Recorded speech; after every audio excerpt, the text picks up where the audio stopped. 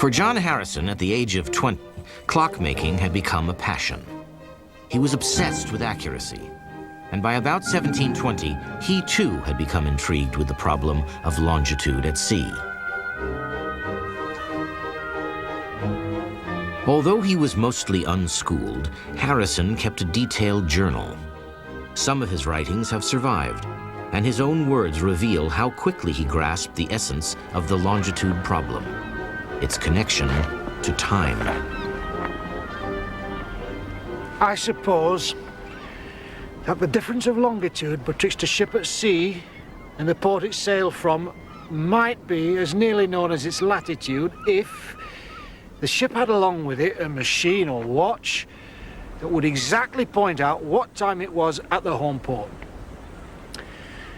But it is said by all that the motion of the ship has rendered all such machines as have been tried so irregular as to be of no service to the seaman in the matter of the longitude. In theory, a clock should work. The Earth turns a full 360 degrees in 24 hours, or 15 degrees each hour. To know the longitude, one must know the time in two places at once. If a sailor knew when it was noon at the home port, Greenwich, England, for example, and then had to wait 1 hour until it was high noon on board his ship, he would know that the ship was 15 degrees west of Greenwich.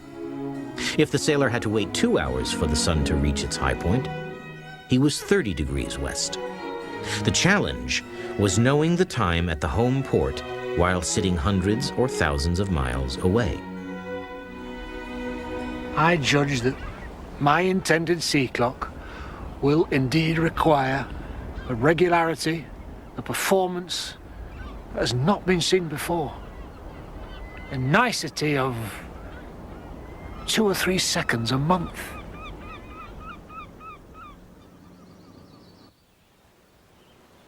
Harrison understood that an exceptionally accurate timekeeper, which would work at sea, could solve the problem. But few clocks had reached that level of accuracy, even on land. Here, above the stables of the great English country house at Brocklesby Park, one of Harrison's first machines still keeps time.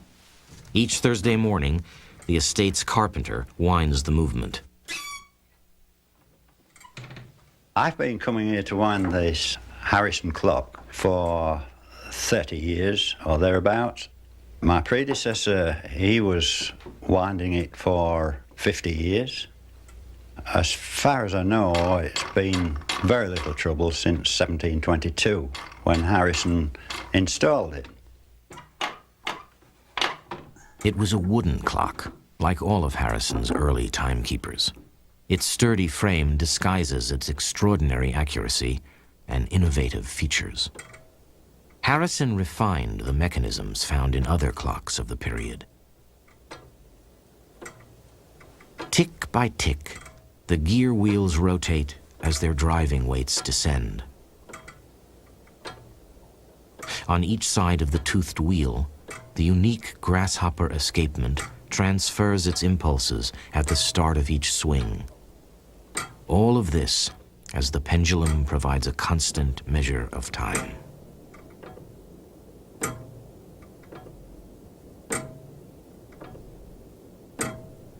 Being a joiner myself, I appreciate the quality of the timber that he used. The wood has a natural oil in it, so the clock is virtually maintenance-free.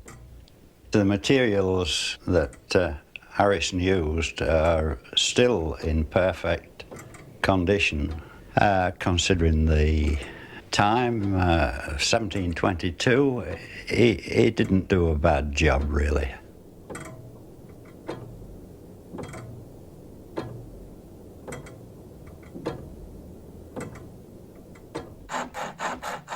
As a carpenter, Harrison knew the properties of wood, and this led him to a new way of reducing friction, which all clockmakers knew was the enemy of accuracy. Harrison had to deal with the problems of friction. The oils of the early 18th century were terrible. They dry out, they gum up very, very quickly. The main wood Harrison used to reduce friction was a tropical wood called lignum vitae. It's found in the Caribbean and South America, and it has natural resins in it which never dry. At the top of the clock, in the last wheel of the wheel train, instead of using a plain bush, Harrison pivots the wheel on these little rollers made of lignum vitae, which reduce friction enormously. It was the first time this had ever been done.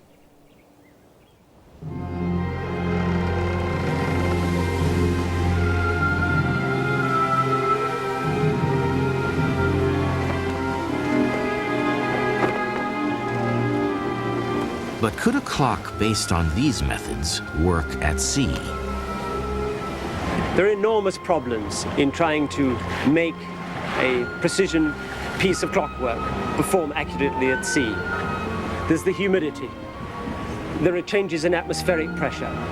There's different gravity in different latitudes. There are enormous variations in temperature, from the cold North Sea to the blazing suns of the Caribbean. These affect the materials out of which the timekeeper is made.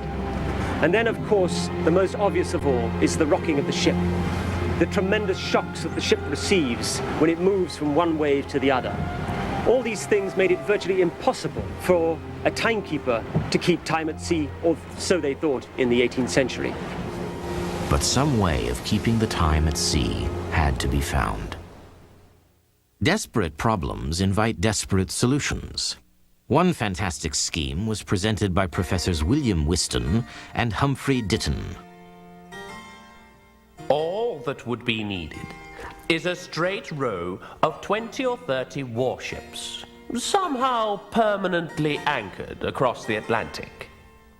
At midnight each night, the ships would fire off large sky rockets, which could be seen or heard for 100 miles around. With the explosions, mariners will always know when it is midnight in Greenwich and will be able to determine their longitude by comparing Greenwich time to the local time on board their ship. If skyrockets were impractical, the sky itself might provide time signals if one knew where to look. Using a primitive telescope, in 1610, the great astronomer Galileo discovered 4 moons circling the planet Jupiter. He carefully charted their motions. The 4 moons would become a celestial timekeeper when tables were eventually drawn to show their positions at 7 o'clock each night, precise to within a few minutes.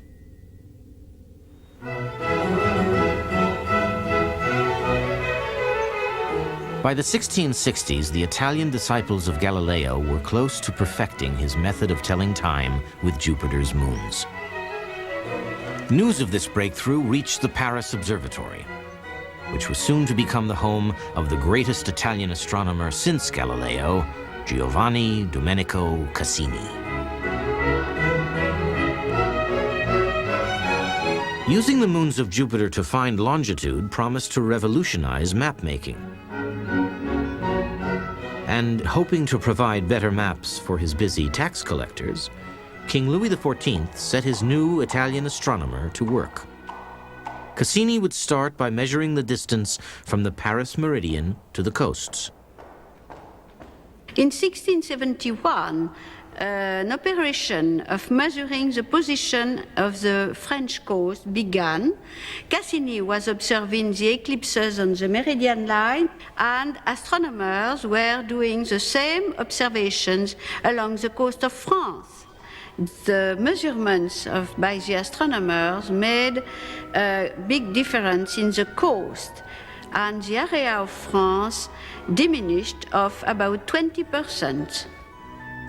When the stunned Louis XIV first saw the new, highly accurate map of his diminished kingdom, he is said to have exclaimed, "I have just lost more territory to my astronomers than to all my enemies." Cassini's method relied on the best telescopes of the day. It had a high level of accuracy, perhaps a bit too high for the king, but could the same system be used at sea? It's impossible to do the same at sea because of the motion of the boat. To observe the eclipse of the satellites with good accuracy, you need to be stable, which is not the case on a boat. With Jupiter unable to be used as a clock at sea, there seem to be two alternatives.